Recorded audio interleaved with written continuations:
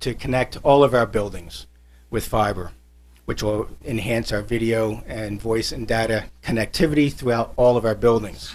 And to say that would be a boon to our classroom activities and what we can do with technology would be an understatement.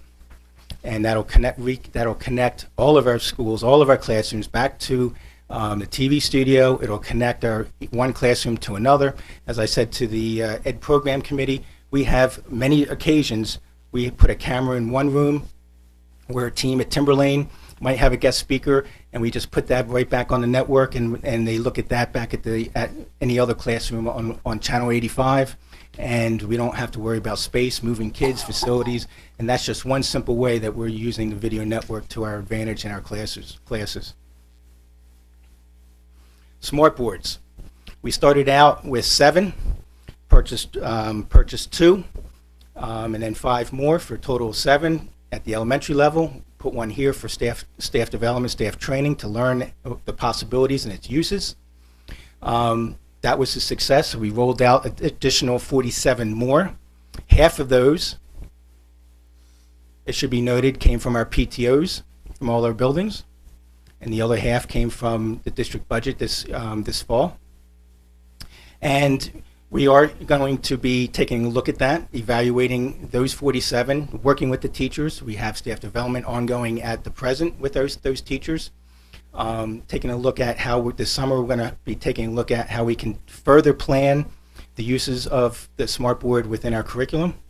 And we're exploring the use of, or the expansion into the high school. The high school does not have any at this time, but we are looking at doing that. Melissa Weeks from the high school PTO talked to me about that in a presentation we did last fall, so we're going to be furthering that, and we'll see where we can move forward there. Our computer replacement plan. Right now, we're at a 7 and 8 year age of computers on average in our classrooms, in our offices. We were at a 4 to 5 year plan. Our technology plan calls for a 4-year replacement. We are moving forward with our next 3-year technology plan as dictated by the state. And I don't foresee that changing in the plan. And the bottom line is this, that we need to strive to get back to a closer to a 4 to 5 year computer replacement schedule. Otherwise, we're going to be finding ourselves with a major upgrade all at once. And that's not good for planning. It's not good for our tech staff to try to roll something like that out all at once. And our computer, we are running robust applications in a lot of our areas. It's not just simple Microsoft Office or browsing the web. And we need to be cognizant of that fact that we have some robust needs and computers that need to handle that. Wireless. We started out with a few wireless access points on the Macintosh side in the elementaries a few years back. That was a success. We put in wireless access points all over in all of our buildings, and every day brings something new to wireless for our students and our staff. The wireless laptops and other devices are being used at the present, utilizing the wireless, and we only see that expanding in the future. Our websites. We used to teach the teachers how to design a website, and that didn't work out very well, quite honestly, because it just took too much time away from learning how to design and instead worrying about updating the content. We were using Adobe Go Live, Microsoft Front Page on our Microsoft Information Services server. And I'm not saying it was bad, but I mean, we could have done things better, and we did. We turned that corner. We installed last winter and last spring SharePoint web services. Everybody knows at this point in time that we have transitioned our district and our schools over to the new websites and new website design. We are transitioning our existing staff websites over to SharePoint, and we are ready to start on new staff development, staff training on SharePoint websites for our teachers and our clubs and student organizations. And the focus there is not on the design. That's already done for them. They have to worry about the content.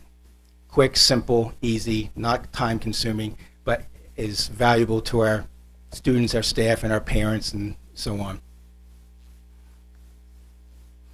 Our standards have changed. They dictate curriculum changes. They'll dictate professional development. They'll dictate hardware and software choices. And now it's, when we're not at the application level, we're more into the integration all across the entire curriculum. Technology has to be a part of our everyday lives in school, as well as outside the buildings.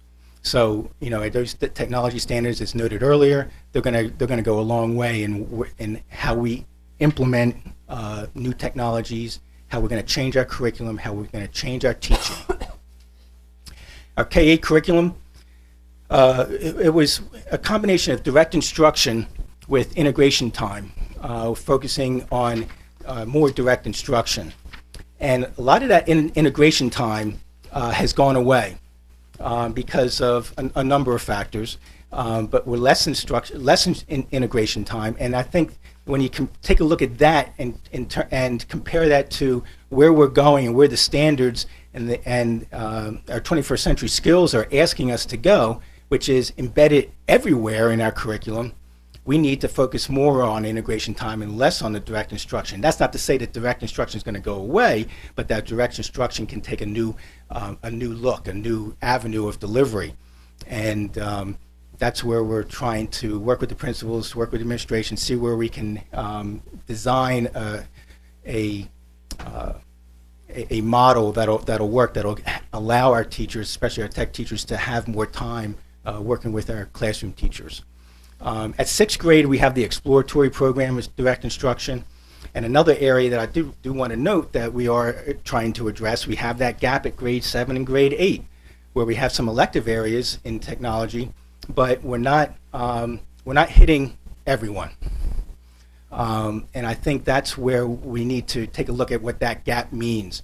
That gap means that, number one, we need to, if we're not hitting all the kids in a direct instruction class, we need to make sure our teachers are embedding it in their instruction. We did that very well, I think, at grade 7 with the health program, where we had some technology portfolios, and they worked with the health teachers, and the tech teachers worked together, and that provided also an assessment for us at the end of the year that we used for the state technology report card. So we're trying to take a look at that area as well. So the technology staff development, we used to teach the applications. How do you use PowerPoint? How do you use Word? And our teachers are past that. And if we keep teaching that, then God save us, because we are not we're not moving in the direction of that the standards are asking us to move in. And I am proud to say that we picked up on that a number of years ago. We changed our PDAC delivery, where we weren't teaching those applications. We were teaching using the applications and how to embed it in certain curricular areas. They designed units of study around the technology. They had output. They produced something out of that class. It wasn't just some knowledge base that they absorbed. How do I click to get this and click to get that? That was a thing of the past. And now, the last couple of years, the technology delivery for professional development really focused on IC, Infinite Campus, and rightfully it should. That was a big venture, a lot of change, and it's gone well. But now we can move on now, not leave IC alone, but we can continue in expanding our 21st century skills with our teaching staff, embedding it in the